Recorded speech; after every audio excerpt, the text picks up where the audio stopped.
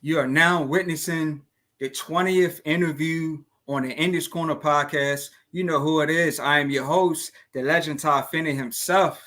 Hey, I got a special guest in the building with me tonight. Ladies and gentlemen, please welcome professional by lightweight champion, Nate Campbell. Nate, what's going on? What's going on, guy? How you doing, man? I'm proud to be on your show, man.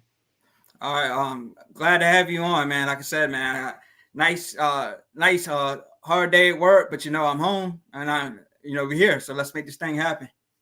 Hey, man, how can people watch this? It's on YouTube right now, so people can watch it after the fact. Right. Yeah.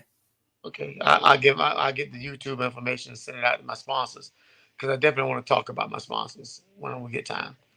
Okay.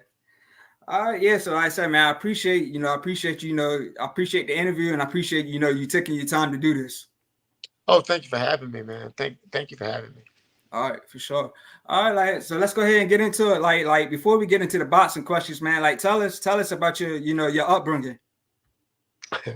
I came up kind of rough. I grew up in an area what's called Uptown in Duval County, which is Jacksonville, Florida. So when you hear Duval, that's where I'm from. Okay. I grew up in and out of foster care. Mother and father had a few issues. Daddy had an alcohol problem. Mother was a drug addict. In and out of prison. Daddy was sick. So I had to get it how I live, as they say. Gosh, so you said you was in and out of foster care. In and out of foster care. Yeah. Got you. All right, so go ahead and tell us how you first got involved in the sport of boxing. Well, my uncle saw me slap boxing with my cousin on the front porch. I was about 5 years old. I never forget him saying Junior. Red got some long, they call me Boo Boo the Red, got some long arms, man. Big old hands. How that boy get hands like that? Where he get big old hands like that from? And how the hell he get arms that long? Well, then again, we all had long. My daddy's family had long arms. They was long built arms. We weren't tall people, just had long arms. And he realized that was something I could do. But he taught me to fight softball. Okay. All right. So tell us about your amateur career. I didn't have my first amateur fight till I was 25 years old. Wow. I walked into a gym called Galaxy Boxing, where the owner was named Dino Ferrari. Head trainer was Frankie Menace. And he put me with a white guy named Jim Leary. And I think he beat me for every slave his family had to give up. Gotcha. And we joke about it. I said, boy, you beat me like you chased me down after breaking my shackles. He's like, don't say that, Nate. I'm like, dude, they used to beat me. They used to beat me real vicious. And there was no take something off of that. Nah, Jack, every man for himself, God for us all. Wow. Yeah. So my question to you is I've interviewed fighters, who's had no amateur career, and there's some boxers that turn pro after 200 some amateur fights. So how is it that it takes some fighters, after 250 plus fights they turn pro, and some guys jump right into the pro ranks with no amateur career? How does that work? I mean, I don't know many guys. I know a few guys offhand that went in that were really successful with no amateur career. Oh. I'm sorry. Raul Hernandez didn't have an amateur career, from what I was told. But there are very few guys that didn't have any amateur career. Yeah. Since you're from Florida, have you? Let me just throw some names out there. Have you ever been in the gym, or worked out with Roy Jones, or even seen guys like Luis Ortiz or Keith Thurman in the gyms? Well, you gotta realize Keith Thurman grew up under me. He was the baby behind us. Never saw Luke, never been in the gym with Ortiz, but me and Roy Jones are related on my mother's side somewhere. We don't know where. My mother's a Jones. His dad is the one that brought it up to him. Boy, y'all look too much alike, not be no kin. Who your people? When people say who your people in the South, that's serious. And I told him where I was from. And so he's like, man, I need to look at our family tree because you from the same place we from. I'm from. My family from. And I'm like, So my great cousin, my oldest cousin in the family, is named Cousin Hester. She looked at a picture of me and Roy and she said, "Ooh, you with your people." She don't know boxing. She in her 90s. I said, "What you mean, Cousin Hester?" Uncle Hester, I told you, boy. I told you that boy's the Jones. You know, Pac-Man Jones. All those Jones are related to us. But outside of that, me and Roy Jones are best friends, so we don't count. Okay, got you. All right, yeah, like so, a lot of people felt, that you won the fight against, Joe Casamire. Like after that fight, like did you like try to get a rematch or like, I mean, I did. I tried to get a rematch when I was champion. But you know what? I went through so much depression over that fight. I genuinely was depressed for years after that fight wow. because they took the fight from me and it hurt so much. Yeah, I've interviewed fighters, who said like after they took a first loss, it was just like one of the worst feelings, in their career, and it's like it was just hard to recover from that. But Yeah, it's all about how you bounce back. yeah, but it snowballed for me because I didn't. Where I come from, if somebody takes something from me, you're a punk. Wow. So I felt like they punked me, and Mm, I just couldn't get over it. gotcha. All right. So you fought, the likes of Danny Garcia. You fought, Victor Ortiz. You fought I like Timothy I, Bradley. I know that I know Ortiz won the fight because I was injured. I Okay. felt like fight easy. Mm, I don't feel like Danny Garcia beat me to this day. I watched the fight 1,000 times. Um, Tim Bradley, what can I say? He butted me and decided he didn't want to do a rematch. wow. Wow. There's some guys out there, man, that I look at and I think to myself, why? Mm. Yeah. So like out of all those guys that you fought, like who was the toughest opponent in your career and why? Father time. Father time don't lose. I've never seen it with anybody. He was the hardest opponent I had because I was trying to make up for lost time. Yeah. So Father Time's your toughest opponent. Father time's an ugly man, bro. He's an ugly man. Or a pretty woman, however you look at him. But he Mm. comes to collect, and there's nothing you can do about it. Uh, yeah, for sure. Like so, you became, the unified, world lightweight champion, with your victory over Quan Diaz. Like tell us about it. Was that like your biggest moment in your career, and like how did you celebrate it? It was the biggest accomplishment in my career. Mm. Probably the biggest moment was when I beat Kid Diamond to me Okay. because nobody gave me a chance. I was big underdog in that fight. All right. Yeah. So like how did you celebrate, the victory?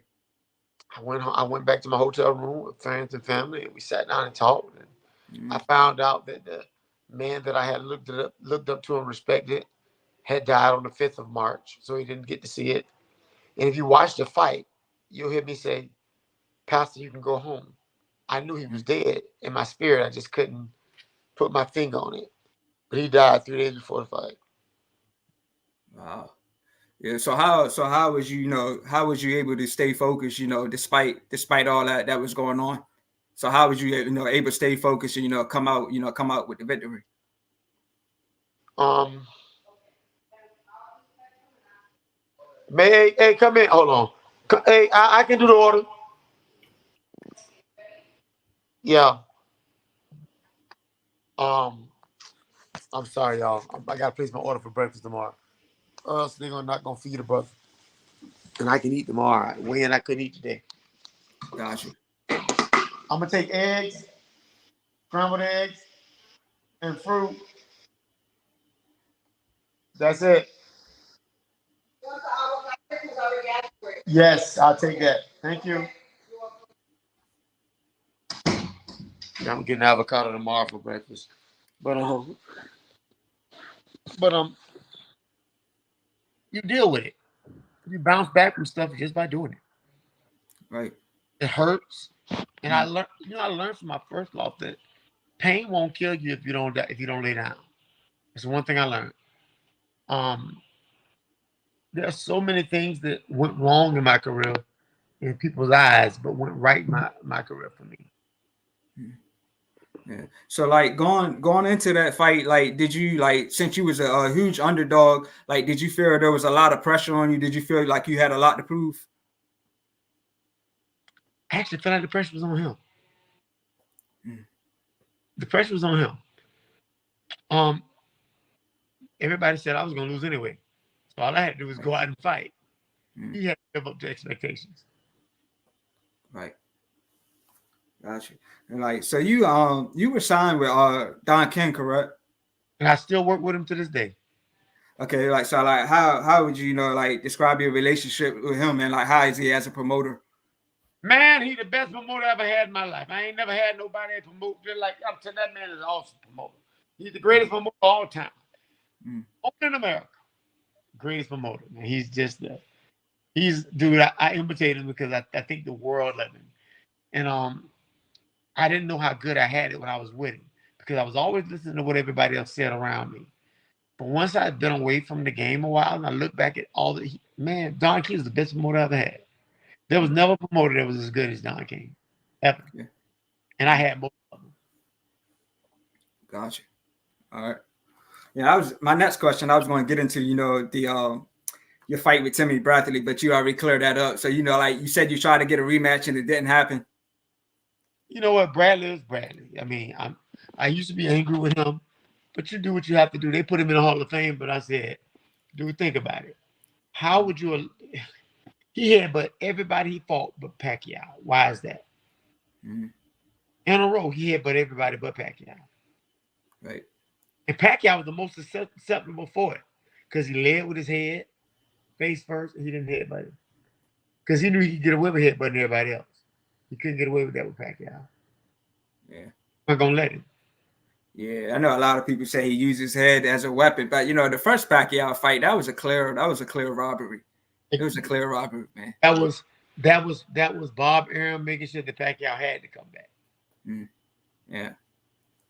All right, so like my next question for you, you know, we just had a big fight, you know, between you know Devin Haney and you know Ryan Garcia, and you know a lot of people were complaining, you know, about the ref, you know, a lot of people were complaining about the scorecards.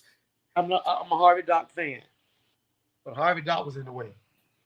Okay, Harvey was in the way. He really made us look like he was trying to save Devin Haney.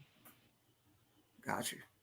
So like if you had an offer right now to like be a judge or you know be a ref, which one would you choose and why to like change the sport? If they let me fight again, I do that. But I don't want to be either. I don't want to be either. I don't think I ever wanted to be either. I've never wanted to be a judge or a ref. Got I, you. ne- I don't know why. I just never did. All right. Like so, like tell us about you know your gym. Like when did you first open it, and like what kind of things do you teach there? I teach boxing. I teach regular old boxing. I teach good old fashioned boxing from way back when. A lot of people don't know that my trainer was born. My trainer was born back in way. One of my trainers was fought Archie Moore 3 times. He fought Jimmy Bivens. He beat Charlie Burley. He beat Bob Satterfield. Yeah, look him up. He was a bad man. All right. It was Charlie Doc Williams, 6'3", light heavyweight. Fought on Black Murderers Row. And I want to tell you something. He taught me the way to do it. He taught me how to do it. Mm, The old way. None of this new school, new fangle, none of that. He taught me the old way. all right. So I teach good old fashioned boxing. Okay. Like I don't spare your feelings either. okay. So like do you have like do you train like a lot of people or you train like a lot of fighters or like what's the schedule like with your training? Well, I opened my gym April of last year. Okay. We're about to move to a new building. And then we're gonna move to a bigger building after that. We had a conversation. We had a beautiful conversation about the gym. My gym is called Galaxy Boxing Refuge. Okay. I teach a lot of people. I got 14 people fighting on the 25th of May. Wow. So yeah, the girls, boys, and toys. I got it all, and we go to get it. And I just believe that if you make a if you make a place, people will come to the place. Facts. Facts. So you got like pros and amateurs and just people that just want to get involved and Yeah. Oh yeah. okay. Yeah. I do. Uh, I don't have okay. any, but I'm getting turned some guys, bro. Okay. So like I'm hearing next month that out there in Florida, since you are signed with Don King, I'm hearing that out there in Florida that we're going to get Adrian Broner versus Blair Cobbs. Both of those guys are signed by Don King. Do you think you'll be pulling up to that fight? Since you're Yeah. right in Florida. Yeah. I should be like Okay. either in somebody's corner or either commentating. Either way, I want to be there. Okay. That's what's up. That's what's up. So you say you may commentate too? Yeah, I may be working some corners or I may commentate. Either way, I'll be Okay. there. That's what's up. That's what's up. Yeah, so I'm hearing about a lot of fighters, a lot of pro fighters that's participating in the combat league. Like, can you tell me about the combat league and like what you think it does going forward? I don't know anything about it. Okay, It's all 1 round fights. got you. Don't know Yeah, anything. okay, because I interviewed a fighter, and he was just telling me that in the combat league, it doesn't go on your box record, but like if you go to the combat league website and you can find the records on there. But it seems like a lot of professional boxers are going into this combat league thing. Yeah. I don't blame All them. right. It's hard this thing. It was better love doing. All right. All right. All right. So tomorrow, we got two big fights, this month for the month of May. Tomorrow we got Canelo and Jaime Munguia, and then later on in the month we got Tyson Fury versus Usyk. Like, which fight, like between those two, which fight to you are you more interested in seeing, and who do you think wins those fights? I don't know the Tyson Fury fight. That's Yeah. a because he does not do well with small guys. Hmm. I'm not big on the heavyweight division. Okay. Um, Canelo is picking Munguia because he can't punch. Hmm. So have 6 in one hand, half a dozen in the other. Give it. It's gonna be what it's gonna be. Pick one you want. Watch it. Yeah. So you think all right, so you think Canelo is picking the easy opponent and Jaime Munguia? Well, Munguia has a chance to beat him because Munguia throws a lot of punches. But Right. can he hurt Canelo? Is Right. the question. Right. Gotta hurt Canelo. Bivol hurt Canelo. Hmm. He ain't like none of that. Right. Right. All right. So And I've I seen. don't want to see Canelo fight again until they fight David Benavidez. Yeah, that's the fight. That's the fight everybody wants, but it seems like he's really ducking that, man. Boy, let me tell you some duck, duck, goose. Right. Facts. So I've seen some fighters, sit in the tub of ice water. Like, can you tell us what does that do for the body? And like, have you ever done that in training? Well, ice baths help rejuvenate the body. It help to makes the body heal. Okay. So yes, I've done ice bath. Okay. Is that something that you like to do in training? As a matter of fact, I'm going to put several big ice tubs outside my gym. Wow. Wow. So is that something that you're gonna, do a lot with your fighters? Every other day or so. Wow. Okay. All right. So like tell us something that the boxing fans don't know about you. I'm fighting on Saturday. All right. I'm, I'm having my first fight in 10 years on Saturday. All right. Yeah. I'm gonna get to that. I'm gonna get to that in a second. So I know you a host of a TV show. Like, can you tell us like how you first got involved in that and like where can people check you out at? Well, I haven't done Experience the Galaxy with Nate Campbell in a couple of years. We're trying to revamp it. I got into it because a friend of mine, John Marciunas, who works for Don King for almost 20 something years, almost Wow. 30 years, he said he thought that I had a great speaking voice and I was deep. I'm like, I don't know if I'm deep. I just have an opinion. Gotcha. Gotcha.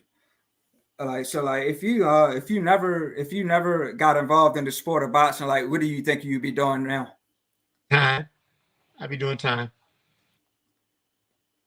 I'd be doing All right. time. Boxing saved my life. Got you. Got you. Yeah, I'm glad glad you found your way into the sport for sure, man.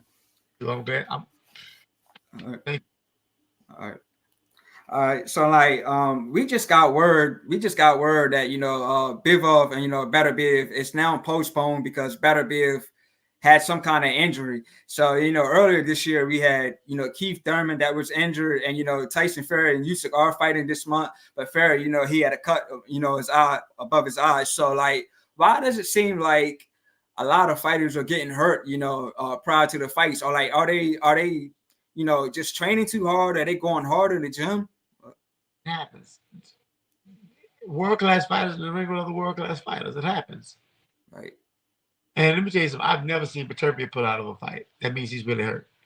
He definitely hurt. Let me tell y'all something. One day, a friend of mine was called to get an interview with Peterpia. And Peterpia was in the bag in the gym, all the way out in the gym. And the guy was inside across the gym. And you could still hear that bag sound like somebody was slamming something on the ground. He said, man, why somebody keep slamming that door in the gym? He said, oh, that is Arthur. Arthur is hitting the back. Wow. Salute to John Scully, one of his trainers. I interviewed John Scully, and like he was just saying, like, Viterbi, Better Big, he just hits guys, like when he spars guys, I just heard stories like guys be going home after they spar with him, and like they have to tell him, hey man, you gotta take it easy on these guys because they don't want to spar with you. Hey, dude, let me tell you something. I know that if they have 4 and 5 small partners lined up, I know. I said you're gonna earn every bit of this money. That's just what I think. I was gonna make you earn every nickel of that money because I had to pay. I gotta pay it. You gotta earn it. So, and you know that.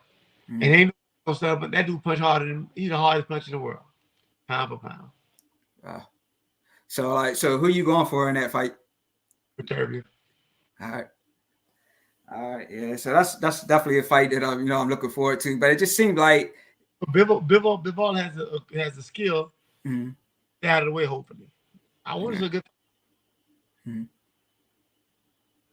Yeah, I was just curious, man. It just seemed like we had a lot of fights on our hands, and bam, fighters get injured. All different reasons. So it seems like back in the day we didn't have all these injuries, but now it seems like we have a lot of injuries.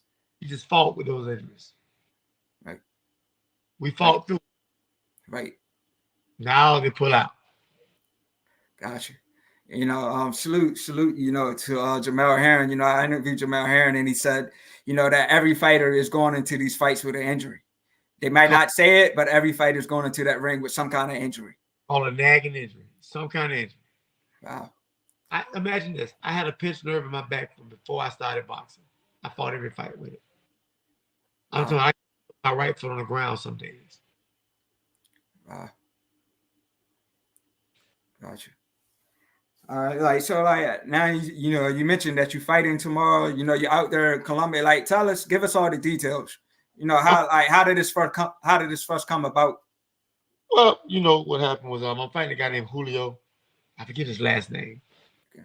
And I don't never think about people's names no more. He I wanted to fight. I told my guys, I said, look, it's been a long time, and I want to get in the ring again. He promotes down here, Rick McQuillan. Okay. Icon Promotions. All right. That I want to fight on one of your cards. And he said, let's get it worked out. So we went to it and got it worked out, and I'm here. I lost 44 pounds for this fight. Wow. I went from 198 to 154 today. Wow. So both of y'all made weight and y'all set for tomorrow. Actually came in a little bit over. Wow. Okay. All right. So win, lose, or draw, do you plan to continue fighting after this fight tomorrow? I do. Okay. Match a guy that beat me named Walter Estrada. I'm gonna rematch him. Okay. I'm gonna see how it goes. Both of these guys are guys I'm using to get my feet wet again. Gotcha. All right. And I want to thank man, Saki Diamonds of Jacksonville, Patriot Heating and Air of Jacksonville, Mr. Limousine Service of Jacksonville,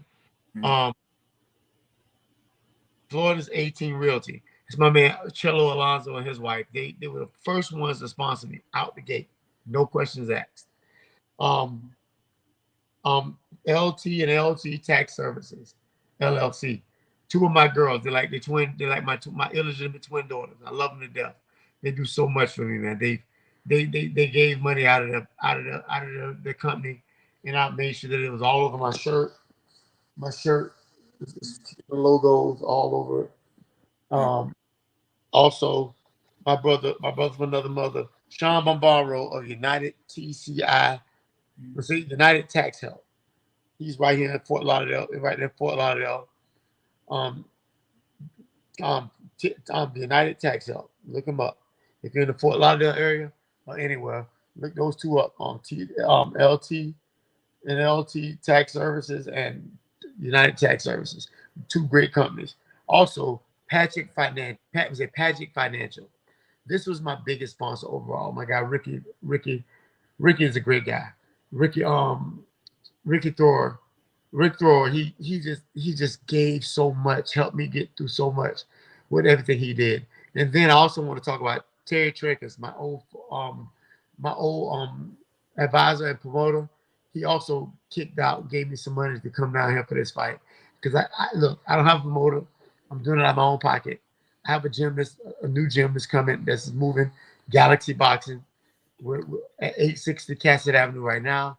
But we will be on Normandy Boulevard within the next few weeks for now. And then we're going to probably move down to our new building downtown on Bay Street. But I keep telling people the blessings that God has given me is more than just boxing. It's family and friendship. I want to thank the Wakely family for all they've done for the gym, and all the other families that have chipped in to help keep my gym up and running.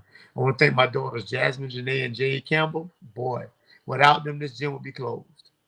And my Right. son-in-law, Carl Kendrick. Ain't he? Ain't. Uh, I'm blessed to have the people around me that I have around me. And I Mhm. thank Don King for being Don King and calling me in to do a whole lot of work for him. All right. Help me Yeah, keep. man.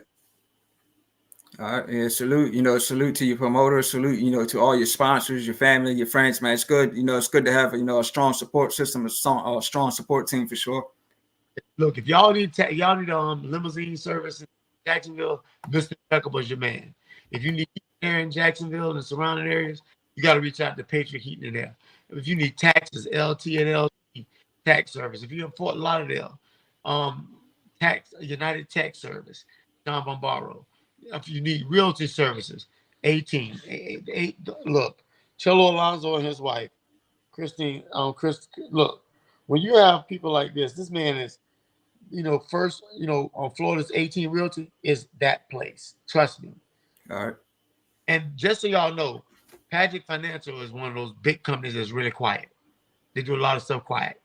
Okay. But I want to tell y'all this. Saki Diamonds is the guy that made the necklace that Deion Sanders wears. That pretty necklace that he wears. Hmm. Saki Diamonds made it.